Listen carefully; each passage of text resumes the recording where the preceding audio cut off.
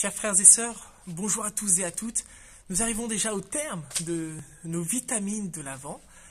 Et après avoir parcouru ces différents textes, ces différents récits autour de la nativité, que ce soit sur les prophéties de l'Ancien Testament accomplies à la naissance du Christ, je souhaiterais vous lire aujourd'hui un verset dans l'Évangile selon Jean au chapitre 17 et le verset 18. Jean chapitre 17, verset 18. C'est Jésus-Christ qui parle. Comme tu m'as envoyé dans le monde, moi aussi je les y envoie.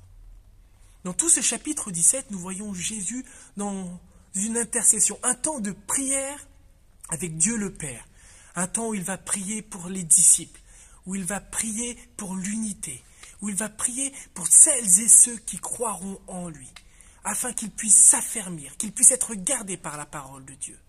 Mais en même temps, dans ce verset 18, je crois qu'il y a en effet, dans la venue de Jésus que nous célébrons à Noël, les véritables prémices du mandat missionnaire pour chaque chrétien. Comme Jésus est venu, il nous envoie. Qu'est-ce que cela veut dire? Et je souhaiterais justement qu'on puisse découvrir quelques vérités essentielles pour nous en cette fin d'année.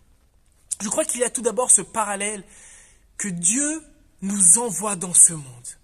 Il nous envoie dans ce monde, mais en même temps, il nous appelle à être différents de ce monde. Nous vivons dans ce monde qui nous entoure.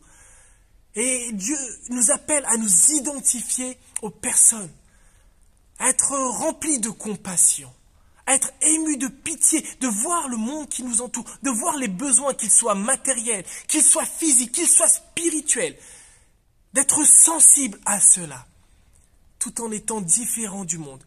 C'est-à-dire séparés du péché. Tout comme notre Père Céleste est saint, d'être saint dans tout notre comportement, dans toutes nos actions, dans toutes nos pensées, d'aspirer aux réalités d'en haut et être ainsi, de se séparer du mal, être différent mais proche des gens, tout comme Jésus lui-même a été ce modèle parfait que nous voulons imiter. Il y a ensuite dans ce simple verset la réalité que nous sommes des messagers. Nous sommes porteurs d'un message, tout comme Jésus-Christ est venu incarner un message rempli d'amour les uns pour les autres, d'amour pour Dieu, un message de pardon des péchés, mais aussi on voit combien le pardon est au cœur des relations humaines. Nous voulons porter ce message de pardon essentiel, un message d'espoir aussi. Les temps que nous traversons cette année, l'épidémie, le Covid, en effet, qui a alimenté bon nombre de conversations et qui a pris une place, j'allais dire, majeure aujourd'hui dans le quotidien, ne doit pas plutôt nous faire oublier que nous avons une espérance vivante en Jésus-Christ. Que notre espérance ne pourra être déçue, peu importe les épidémies, peu importe les événements. Notre espérance est solide, elle est vraie. Et que ce soit ce message d'espoir que nous puissions partager aux gens qui nous entourent. Mais que ce soit aussi un message de paix. Notre monde est troublé. Des guerres, des tensions, des divisions. Mais il y a une paix parfaite en Jésus-Christ. Que nous soyons ces porteurs de ce message, mais bien plus que ces porteurs. Que nous puissions l'incarner nous aussi. Avec le soutien du Saint-Esprit, Dieu habite en nous. Il est là, il est en nous. Et qu'il puisse prendre plus de place, afin que l'on puisse le refléter. Car je crois que le plus beau cadeau que nous pouvons faire à notre entourage, c'est de nous-mêmes représenter, de vivre ce message. De vivre ce message dans nos foyers, auprès de nos enfants, d'être des artisans de paix, auprès de nos femmes, de pouvoir les aimer comme Christ a aimé l'Église.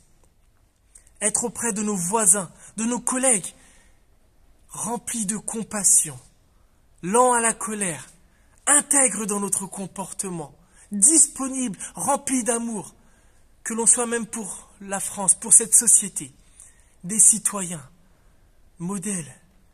Non pas des citoyens seulement qui obéissent aux lois, et c'est important de le faire, mais des citoyens qui ont des convictions, et qui ont les yeux portés vers notre espérance, vers l'éternité, Que nous soyons prêts à défendre des causes qui soient justes, à défendre, comme le dit la parole, le pauvre, l'orphelin, l'étranger, à accueillir les gens et à les aimer sincèrement. Oui, mes amis, c'est le plus beau cadeau que nous pouvons faire à notre entourage, de partager le message d'espérance, de paix, de joie, d'amour que nous célébrons à Noël et de le vivre, d'être ses témoins et de le refléter au quotidien. Que le Seigneur vous bénisse et nous aide à vivre cela, non seulement à Noël, mais tous les jours de notre vie. Nous sommes dans ce monde, mais nous ne sommes pas de ce monde. Soyez bénis.